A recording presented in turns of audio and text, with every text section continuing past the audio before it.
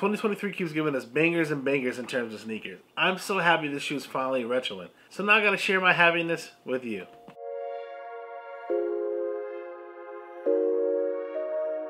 Welcome, Cool Cats and Doggies, to another episode of Figure Sneaks. Today we'll be going over the Air Jordan 7 in the chambray colorway. They finally retroed after 17 years. So let's start off with the box. Air Jordan box right here. Jumping on the top, y'all can see that. Size 13, Big Feet Gang, salute. Air Jordan 7 Retro, black, chambray, light graphite. You dig?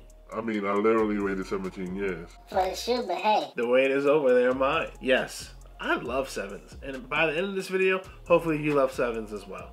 Once you open up this box, you read it with some paper, and then, as you get past that paper, look at this beauty right here. This is amazing. That's one of the best outsoles I think of all time. And I'm really serious about that. I'm gonna hold that statement for y'all. As you can see right here, this is the chambray 7. Now, I don't know if it's chambray or chambray. I've always called it chambray. Someone's gonna tell me it's chambray, I'm gonna say that makes sense. That's just how a real one says chambray. Chambray. What do you call it? Chambray. Oh, chambray? Why you put like a French wine accent on it or That's something? what it looks like. Oh, okay, so I guess it's chambray. But Air Jordan 7s, I feel like it's underrated, but it's not. In terms of Jordans, everyone loves the 6, but I feel like the 7 maybe for the hoopers, or I don't know why the 7 doesn't get as much love as the 6, where I think the 7s actually might be more comfortable. This shoe right here initially came out in 2006, and now they finally retroed for us in July. The price point for these were $200 retail. I know that scares some people away for a GR to be so expensive, but the materials in front of me are pretty damn nice. If you start off at the top of your shoe, you greet it with this nubuck. Now, it's synthetic, but it's nice looking. Because I don't know if the OG specs looks just like this shoe. When I go look at my Citrus 7s, the ones that I reviewed on the channel, check that out. Shameless plug. You know how I do. They look completely different, but I think that had OG tooling. This one, I feel like they did something weird with the nubuck, but it's all good. Outside of that nubuck that you get on your shoe, the only real difference in materials is the materials that you get on your tongue. They give it this velvety finish, which is like, it shines a little. It shines bright like a diamond. But in terms of other things that you get on your shoe, some of the different details, let's deep dive into some of the specific details you get on the 7. If you're looking at the midsection of your shoe, you see all these perforated holes. That's to give it some air so your shoes don't get extremely hot while you're hooping at them. This is a hooping shoe. Heading towards the back of your shoe, you'll realize that on your lateral side, you get this baby blue Jumpman that you do not get on your medial side. That is only on the lateral side of both shoes. On the back, let's give it some more retro feels. You have what a lot of people apparently didn't know was a 7 right there inside this like old school retro-esque triangle. You also get Jumpman right there, or not Jumpman. You also get 23 right there in baby blue. So there's some gray, some black right there. Some light graphite, I'm sorry. That's the color that's on the box. Just to give it a little switch up. You also get a light graphite heel tab right there as well, which is cool. Help you get on your booty. What's a booty, Shafiq? I'm gonna tell you what a booty is.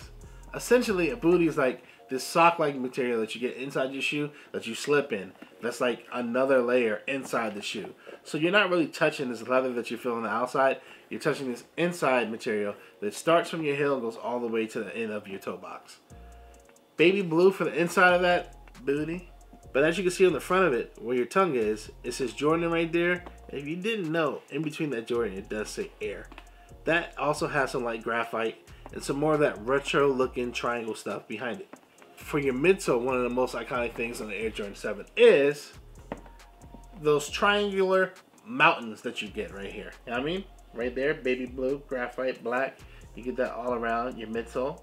And then to finish off your shoe, like I said, this to me is arguably top 3 outsoles. Let me know if you agree or not. Is this right here. I think this is one of the best outsoles out of all sneakers. Like, I think someone last week or whatever put up like best outsoles, and I definitely voted for this as one of my top 3.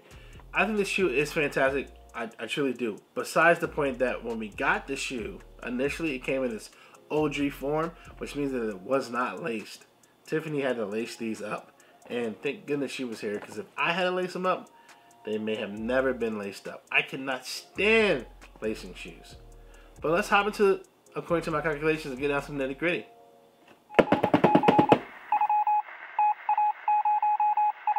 These shoes came out July 15th at a price point of $200.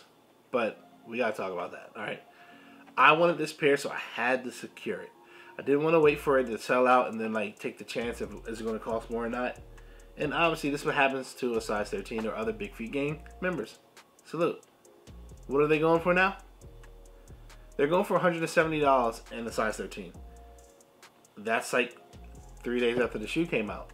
After fees and such, you're paying $212. The same thing I paid after taxes. But the issue is that who went out there and got the shoe and sold it for less than retail?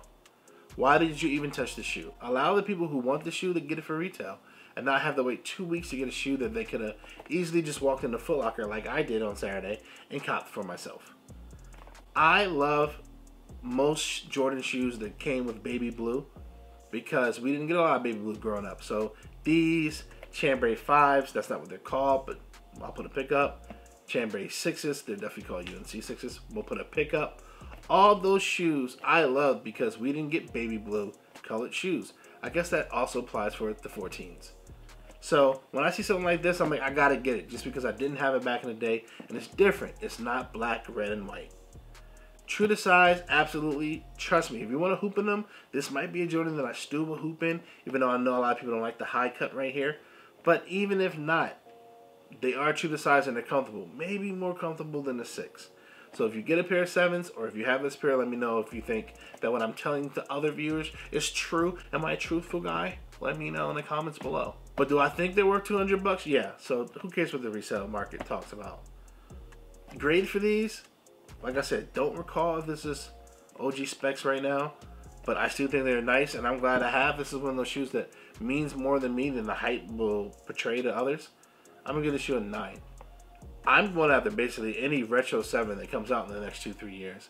And then we're going to go to 8, and then we're going to go to 9. It's just the way that I'm built. Those are like the bulky retro shoes that I remember when I was becoming a man.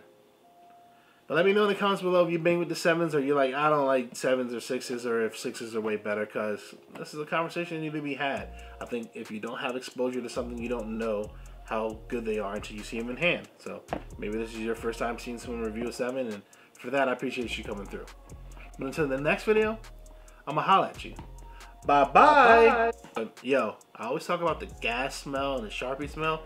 These smell beautiful. Bye-bye. And you didn't hear me say what I usually say sometimes. I wish I had baby blue laces. Not for these. All black's fine. We don't even need to do the switch up on this. Give me this the same way I remembered it. Fire. Oh, lastly. I got to hit you with a lastly. So you know people don't really love 7s. These have the same color blocking, color scheme. This is black, baby blue, with a little bit of gray. This is baby blue, black, and white. What's the biggest difference of this? Do you only like the shoe because the silhouette? Or am I missing something? Because I want this shoe that I currently don't have yet. But I think this shoe's damn good, if not better. And I think that's what nostalgia like ties things into. So y'all let me know which one. Is this just light years better than this, or am I tripping that I think that this is on par with the shoe?